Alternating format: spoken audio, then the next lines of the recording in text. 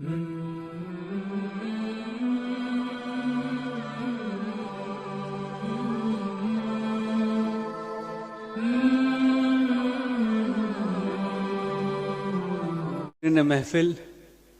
तमाम मोअज़्ज़िज़ सामीन,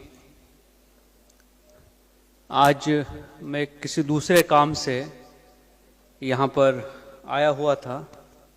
मुझे इस मीटिंग के बारे में इत्तला मिली और मुझे लगता है कि इस्लाम जिमखाना अब जिन उसूली चीज़ों की तरफ जा रहा है, ये एक इंटरटेनमेंट का ही सेंटर नहीं है, बल्कि एक थॉट प्रोसेस के शुरू होने के सेंटर अब ये बनता जा रहा है। उसमें ये जो टॉपिक है ना, ये बहुत ही अहम है। इसका दर्द शायद हमको इसलिए नहीं मालूम होता है कि हम में से कोई शख्स जेल गया नहीं है, और खुदा ना करे कि कोई वक्त आए कि हम में से कोई शख्स या हमारा कोई अजीज़ जेल की या हवालात के सलाखों के पीछे पाया जाए। मगर उस कर्ब को बयान करना नामुमकिन है, उस जिल्लत को, उस रुसवाई को बयान करना नामुमकिन है जो कि किसी शख्स के अरेस्ट होने पे उसको महसूस होती है। हम वो बदकिस्मत लोग हैं जिनकी तादाद जेलों में उनकी आबादी का जो तनासुब है, प्रोपोर्शन है, उससे कम से कम दोगुनी है। आप किसी पुलिस स्टेशन में चले जाइए, किसी भी वक्त चले जाइए, हर पुलिस स्टेशन में एक अरेस्ट लिस्ट होती है। आज कितने लोग अरेस्ट हुए, किस मैटर में अरेस्ट हुए, नाम पढ़ लीजिए, मुझे आगे बताने की जरूरत नहीं है। यह एक ऐसा मसला है जिसकी बुनियादें बहुत गहरी हैं और जिसके लिए वाकई हम सबको बैठकर सोचने की जरूरत है कि हमारा मुआशरा कहां जा रहा है, हम कहां जा रहे हैं, हमारे बच्चे कहां जा रहे हैं, उनके अंदर जो कल्चर आ रहा है वो कल्चर कौन सा है, क्या वो कल्चर हमको सही डायरेक्शन में लेकर जा रहा है।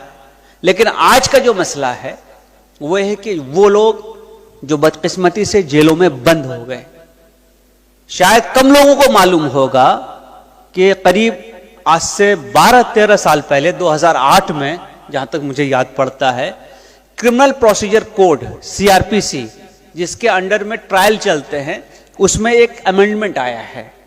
वो अमेंडमेंट ये है कि 7 साल तक की जो पनिशमेंट है किसी भी जुर्म के लिए, 7 साल से कम पनिशमेंट अगर होगी तो वो छोटे ऑफेंसेस होते हैं। अगर उसमें से कोई शख्स जेल में है और उसका 50% वो वक्त वहां गुजार चुका है, तो उसका राइट बनता है to be release on bail. उसकी राइट है, ये उसका हक है। मैं इसके पहले भी कई NGOs में जा चुका हूं और इस हवाले से कई गुफ्तगुएं कर चुका हूं, तो हमने हमेशा ये सजेस्ट किया है कि सबसे पहले वो लिस्ट निकालो, उनको छोड़ना जरूरी है।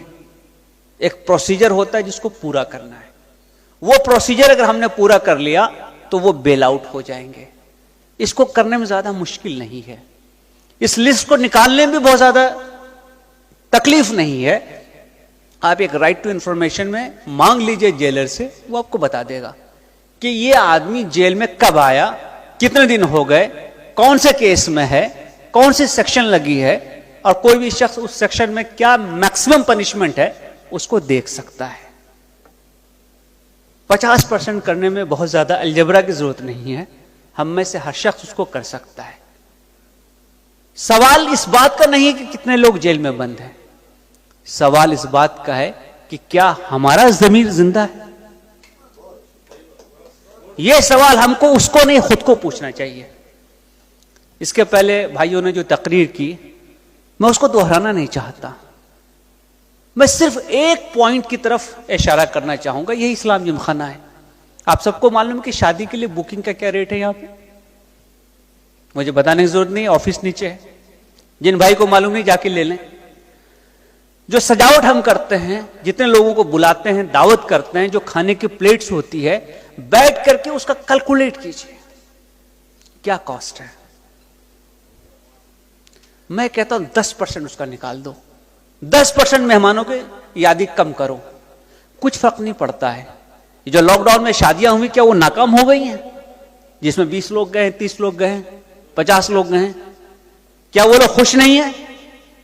वो लोग जो कोर्ट मैरिज करते हैं उनकी शादियां नहीं चलती हैं? तो इतना बड़ा इंतजाम करना क्यों जरूरी है? यह सवाल क्या हमने अपने आप को पूछा है? और अगर ये पैसे बचेंगे तो क्या ये लोग अंदर रहेंगे? और इसमें कोई मजहब मिल्लत की तफरीक नहीं है, इंसान है, इंसान के लिए हमने कोशिश करनी है। लिस्ट निकालिए कौन कितने साल से है, जो सबसे ज्यादा वक्त से है, हम पहले उसको लेंगे। हमारी तरफ से मैसेज जाना चाहिए, हम सबके लिए हैं। जिस दिन हमने ये मैसेज कन्वे किया, सब लोग हमारे लिए भी होंगे, ये तफरीक मिट जाएगी। आज जो हम ये छोटे छोटे खानों में बटे हुए हैं, मोहल्लों में बटे हुए हैं, फिरकों में बटे हुए हैं, इसकी बुनियाद वहां है कि जैसे ही आपने अपने आप को डिफाइन करना शुरू किया, किस चीज पे? अचीवमेंट पे नहीं, एस्क्रिप्शन पे, जो चीज आपको अपने विरसे में मिली हुई है। मैं मुसलमान हूं, विरसे में हूं। मैं एक कम्युनिटी से बिलोंग करता हूं, विरसे में हूं, उसमें मेरा कोई कंट्रीब्यूशन नहीं।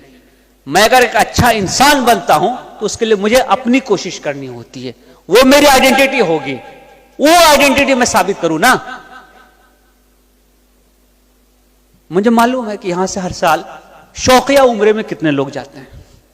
शौकिया उम्रा रजब से शुरू होगा, शाबान, रमजान, ईद वहां पढ़ के वापस यहां ईद पढ़ना। भाई अल्लाह के दीन में सिर्फ एक हज है, जस्ट वन हज। उसके अलावा आप 1 करोड़ बार कर लीजिए, वो नफल है। जब कभी सवाल होगा ना तो ये पूछा जाएगा कि तुम्हारा पड़ोसी वो भूखा मर रहा था, वो जेल में सड़ रहा था, और तुम कहां थे? हिल्टन में, हरम के सामने, ओबराय में, मदीना में। क्या ये हमारा फरीजा है? हमको सोचना चाहिए। देखिए हमारे मजहब में जिस चीज की सबसे ज्यादा जरूरत है ना, आप देख लीजिए, फर्ज बहुत आसान रखा गया है। 2 रकअत फज्र की, 4 जोहर, 4 असर, 3 मगरिब, 4 ईशा, फर्ज यही है। बहुत छोटी छोटी चीजों को फर्ज रखा गया है क्योंकि वो सबसे हो सकता है। उसके आगे जिस चीज के बारे में अल्लाह ने कुरान में सबसे ज्यादा जिक्र किया है वो इन्फाक है, अपना माल अल्लाह के राह में खर्च करना। कितनी सूरतें उस पे हैं इन्फाक पे, हत्ता कि यह कहा गया कि जिसने अल्लाह के राह में अपना माल खर्च किया उसने अल्लाह को कर्ज दिया। कुरान निकाल के पढ़ लीजिए। यह नहीं कहा गया जिसने 50वीं बार उम्रा किया वो उसने अल्लाह के राह में खर्च किया है, यह नहीं कहा गया। यह नहीं कहा गया कि इतना बड़ा अफ्तार का अरेंजमेंट कर दिया मैंने तो बहुत अच्छी बात कर दी। ये कहा गया कहीं पे? ये आदमी जिसको खाना नहीं मिल रहा है, ये आदमी जो अपने दोस्तों से, रिश्तेदारों से, माँ बाप से दूर है।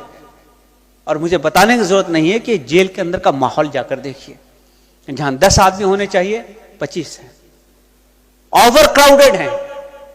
तो क्या हमारा इंसान के तौर पर यह फर्ज नहीं बनता है कि हम इस चीज को प्रायोरिटी दें, इसके लिए कोशिश करें, इसके लिए आवाज उठाएं? और मैं आपको बताना चाहूंगा कि जिस दिन ये आप आवाज उठाएंगे उस दिन बहुत सारे लोग इस कारवां में शामिल हो जाएंगे। अभी यहां पे मैं देख रहा था कि कौन कौन से ट्रस्ट या कौन कौन से एसोसिएशन जुड़ी हुई हैं। आप किसी और काम के लिए इन लोगों को साथ लाके देख लीजिए, ये जो लिखा हुआ है ना यहां पे, नहीं आएंगे। ये सिर्फ इसी काम के लिए आ सकते हैं क्योंकि यहां इंसान ज़ेरे बहस है, ये इंसान का मसला है, ये हम सब का मसला है। इसीलिए हमें कोशिश करनी चाहिए कि हम इन चीजों को मजबूत करें, यहां कंट्रीब्यूट करें, यहां हेल्प करें। याद रखिए कि कुरान में बार बार गर्दनें छोड़ाने के लिए कहा गया है। आपसे कोई गलती हो जाए, क्या कहा जाता है? गर्दनें छोड़ाओ, आजाद करो, गुलाम आजाद करो। आज के दौर में गुलाम कौन है? ये जेल के अंदर, ये आज के दौर का गुलाम है। ये अपनी मदद खुद नहीं कर सकता है, ये अपनी गर्दन नहीं छोड़ा सकता है। अगर हमने कोशिश की तो उसमें से जितने लोग निकल सके, ये मैं समझता हूं कि इंसानियत की सच्ची खिदमत होगी। और यही हम सबका शियार होना चाहिए।